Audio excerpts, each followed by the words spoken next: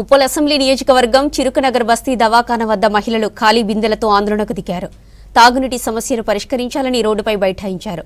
తమకు గత 15 రోజుల నుంచి మంచినీళ్లు రావడం లేదని మండిపడ్డారు. తమ నీటి సమస్యపై ప్రజాప్రతినిధులు అధికారులు స్పందించడం లేదన్నారు.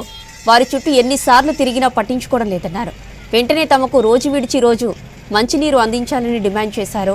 లేదంటే తమ ఆందోళనను మరింత ఉధృతం చేస్తామని హెచ్చరించారు.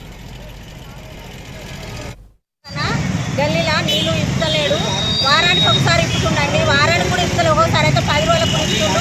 ఏ లీడర్ని అడిగినా ఏ లీడర్ పట్టించుకుంటలేడు. మాకు నీళ్లు కావాలండి. మాకు నీళ్ళు లేక కష్టమవుతుంది. మాకు నీళ్ళు ఇవ్వండి. మేము అక్కడికి ఆఫీస్ కూడా పోయినాము. ఆఫీస్ వాళ్ళు కూడా పట్టించుకుంటలేరు. ఎవరు పట్టించుకుంటలేరు మమ్మల్ని. మేము ఇక్కడ ఉన్నా కూడా మమ్మల్ని మనుషులను ఎవరు గుర్తిస్తలేరు.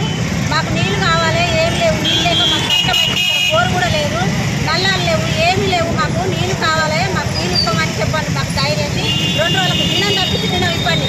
అక్కడ గల్లీలో ఇస్తుండు, ఇక్కడ గల్లీలో ఇస్తుండు. మా గల్లీకి ఒకటే ఇస్తలేడు. చిరుకునగర్ మొత్తం ఇవ్వకుంటే మాకు కూడా ఇవ్వకుంటే మేము కూడా ఏం బాధపడకపోదు. అంతటి మాకు ఇవ్వకునే వరకు మాకు బాధ అవుతుంది. నీళ్ళు కష్టమవుతుంది. మాకు నీళ్ళు ఇవ్వాలి.